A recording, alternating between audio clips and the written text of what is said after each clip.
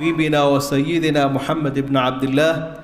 وعلى آله وأصحابه والتابعين لهم بإحسان إلى يوم الدين. أما بعد عباد الله، أوصيكم ونفسي بتقوى الله تعالى فإنها خير زاد إلى يوم المعاد. والله ما أنت وحكوا بشي ذي الحجة كم إذا هيد بلها حرمة له bishaas oo maanta maalinta sideedaad loo dareeri doono xajkii arkaan islaamka ka mid ahaa. waxaynu baraarujin lahayn markaa waxyaabaha inala gudban ayaamahan qaaliga ah ee aynu ku dhex jirno, oo had iyo jeer in wakhtiga uu qofku ku jiro ee fadliga badan la isku baraarujiyo waxaa ka faa'iidaa qofku inuu ka faa'iidaysto. ayaamahan iyagaa fadligooda iyo camalka la sameeyo fadligiisa iyo waxyaabaha lagu camirayo, saddexdaa arrimood ayaynu midba wax ka odhan insha allah. tobankan maalmood ee ka bilaabmaya maanta fadliga ay leeyihiin ee ku soo arooray nusuustiiyo daliilada waxaa kow ka ah inuu ilaahay ku dhaartay subxaanahu wa tacaala والفجر وليال عشر. إلهي وحو كدارت واغا بريا إياها بينا طبانا. marka culimada tafsiirku siday u badan yihiin waxa weeye kama yaqul ibn kathir waa tobanka u horeeya bisha Arafa inuu naqaanay dil xijja la yiraahdo. waa did habeenadii la sheegay habeenkii maalintu ma kala hadhaan way wada socdaan. culimada qayb ka mid ina habeen mar hadii la sheegay habeenada tobanka u dambeeya Ramadaan bay ku fasiraan. waxa labaad fadligooda ka mid ah ayaamahan quraanku si gaar u calaamadiyo wuxuu Ilaahay u bixiyay al-ayaamul macluumaat, maalmaha la yaqaano khayrka iyo wanaag iyo dadaalka lagu yaqaano. sidaana waxa sheegaysa aayada 28 ee ka mid ah suuratul hajj.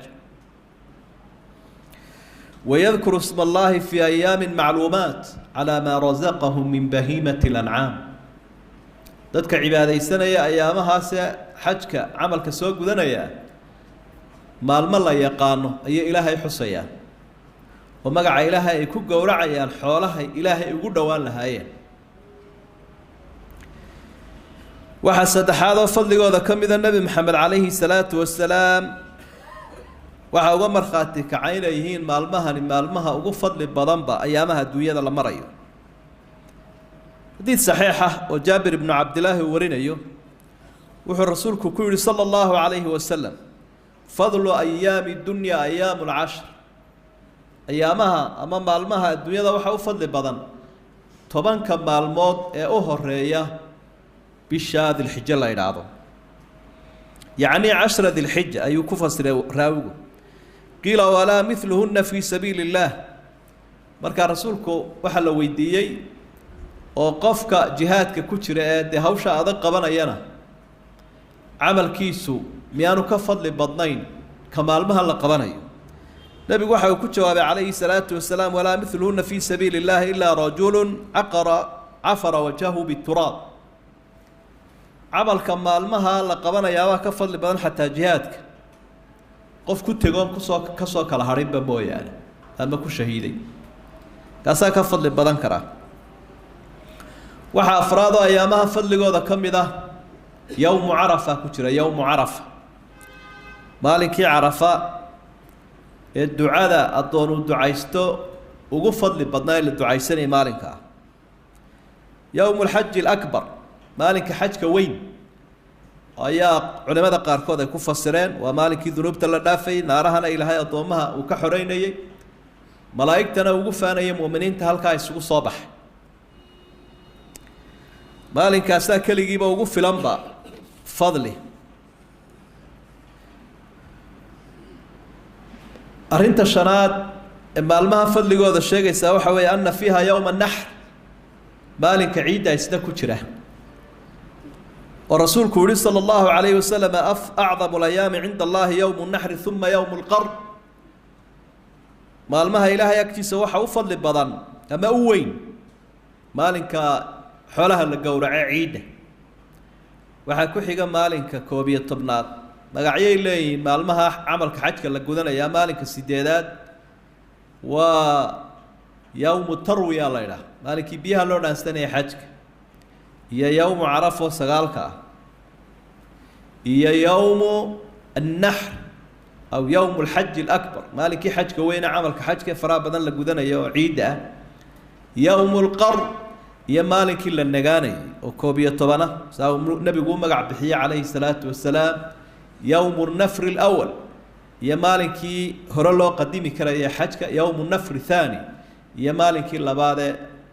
يسوق أنا حجك اللي قد ريري وصدحية طبنك مالكا فضل جيسة وحكم إذا اجتماع أمهات العبادة فيها عبادوينك أياكل ميوى ويناء ابن حجر رحمه الله مركو شرح يوحى في كتابه فتح الباري بخاري أو كشرح يوحى الله والذي يظهر أن سبب في امتياز عشر ذي الحجة وحقو سبب إن فضل جن أيشان ويشو مالمهن أيشان فضل إنت عليك وحكل مي عبادوين واوين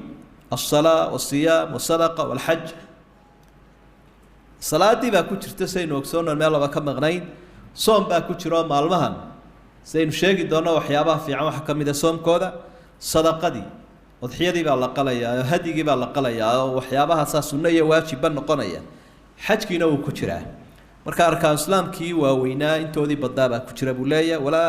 yataata dhalika fi ghayri ayaamaha kale ma kulmaan intaas waxa labaadoo nabigu xusay calayhi salaatu wasalaam sida horeba aynu soo sheegnay amalka ayaamaha la qabanaya inuu yahay amalka u fadli badan ma min ayaamin العمل الصالح فيها أحب إلى الله من هذه الأيام عمل لقبته أو كفضل بدن عمل كمال ما هل لقبته مجرب النبي عليه الصلاة والسلام وحين تأثير راعة محاسن الله هل قد ذالية دينو قرنين مال ما هل عمل كود بينه فضل بدن لقبنايا محاوسيها بونا إن كد ذالي دونا أيامها نحذو ذا وحين كد ذالينا كو عدة إلى وسخر أداء مناسك الحج والعمرة إن حجك عمرة عدي تكتسي وناكسنا وقتان يجو أج أن أيامها أنا فضل جوضا أن فرصة يسكلوا منين نبينا عليه الصلاة والسلام فضل حجك عمرة دائم بدن بكور العمرة إلى العمرة كفارة لما بينهما والحج المبرور ليس له جزاء إلا الجنة لو هذا عمرين تكرر حيسيل هيدا بكل عفاب النبي حجك أضمك وقصة فلينا أبا المرين كلام لها أن شرنا هين وحسنا أيامها إنه قفك الصوم والصوم وكقاته إلى حديث القدس لها يوحو إنه أبو بشارة قفك الصوم يا هيرك يفضل قولي كل عمل ابن آدم له إلا الصوم فإنه لي وأنا أجزي به قفك عملك الصومين يولان استقع اسكالة صومك مو يعني صومك أنا كأبا المرين يبا إلهي سبحانه وتعالى مركز صومك سيدة سنين أو النقنية فرض كين أو النقنية نبينا عليه الصلاة والسلام سيجارة وحوقسي هذلي مالك عرفه الله صوبه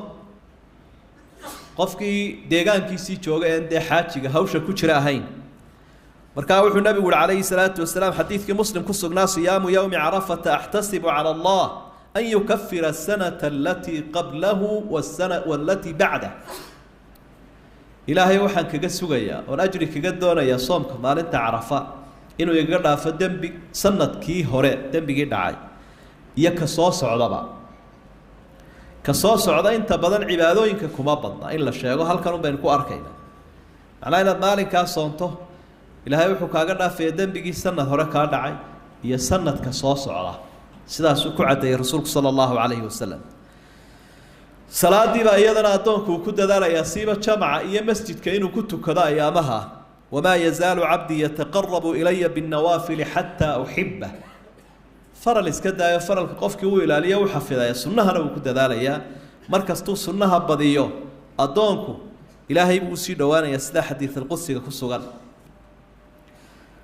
waxaynu badinaynaa ayaamaha التكبير والتحميد والتهليل والذكر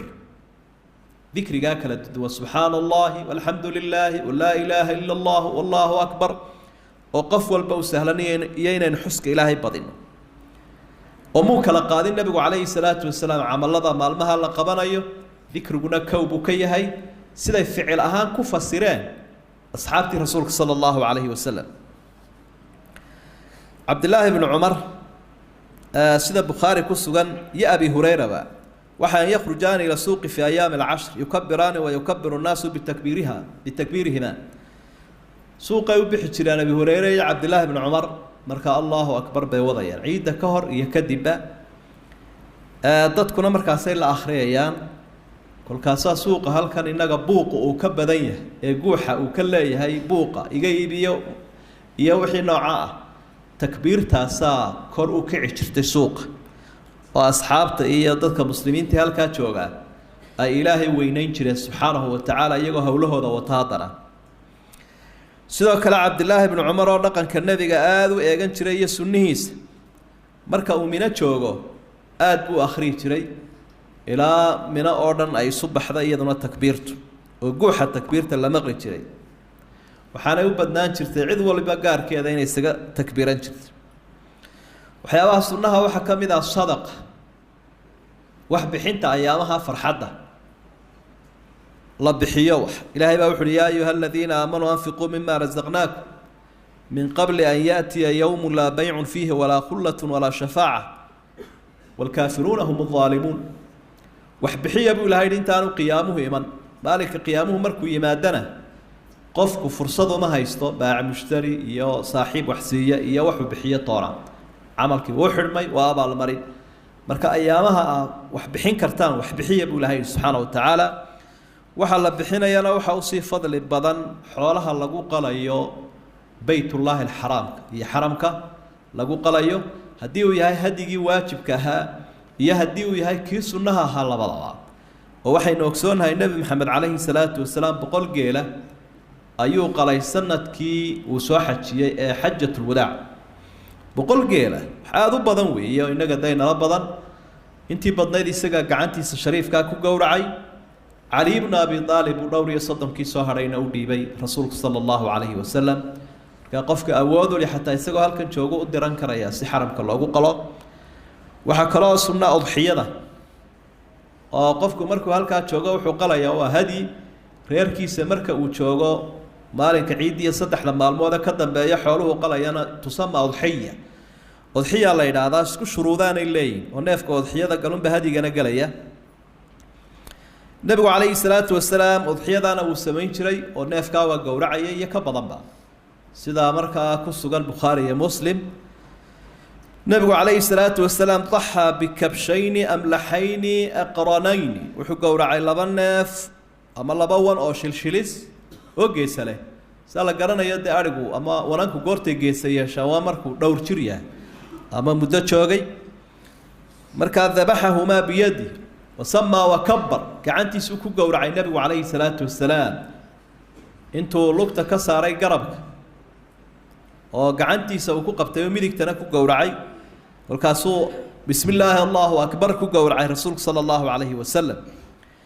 حديث كلنا وحا وكور قفك بني آدم كي مالنتا عيد مسنا عمل كفض لبضن من إهراق الدم ليقو داديو neef xoolaha uu gowraco ama xoolo uu gowraco dhiiga ka daadiyo dhiigaa uu daadinayaa u fadli badan maalmaha maalinka ciidda iyo 3 maalmood ee ka dambeeya dhiigu intaanu dhulka ku dhicinba ilaahay agtiisa meel buu ku dhacaya alla u qorsheeyay subxaanahu wa tacaala ajrigeedu wan yahay xajkana markuu nebigu ka warramaya calayhi salaatu wasalaam wuxuu uhi afdalu lxaj alcaju wathaj xajka waxa u fadli badan ka uu qofku talbiyada iyo dikriga aada u akhriyo kor u qaado dhiig badanna uu qubo oo xoolo badanna uu gowraco islaamkuna had iyo jeer wuxuu ku dadaalaa ayaamaha in bulshada baahani ay dhergaan oo la wada farxo oo la isla jaan qaado farxadda ciidda iyo ayaamaha ku xeeran ciiduna ahla alislaam dadka muslimiintii labadaa ciid bay leeyihiinoo waxyaabaha ay ku farxayaan sadaqada waajibkiiyo ta sunnaha abaa ka mida sidaa daraaddeed baa la jideeyey udxiyada iyo zakaat fidriga labada ciidood ciidul fidrina waxa ka dambeeya zakaatul fidr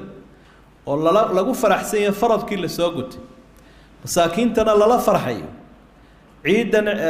xajkii markii aynu gudanayna waxa la qalaya udxiyadii oo iyaduna hilibkii iyo wixii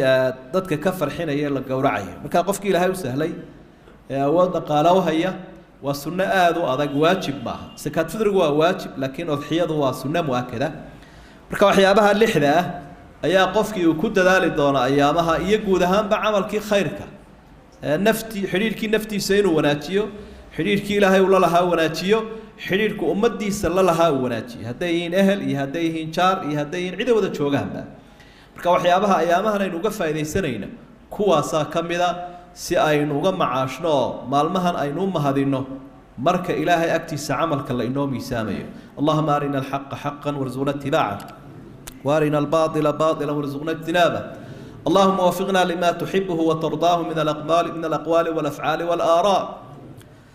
ربنا لا تزغ قلوبنا بعد إذ هديتنا وهب لنا من لدنك رحمة إنك أنت الوهاب اللهم انصر الإسلام والمسلمين اللهم انصر المستضعفين والمجاهدين في سبيلك في كل مكان يا أرحم الراحمين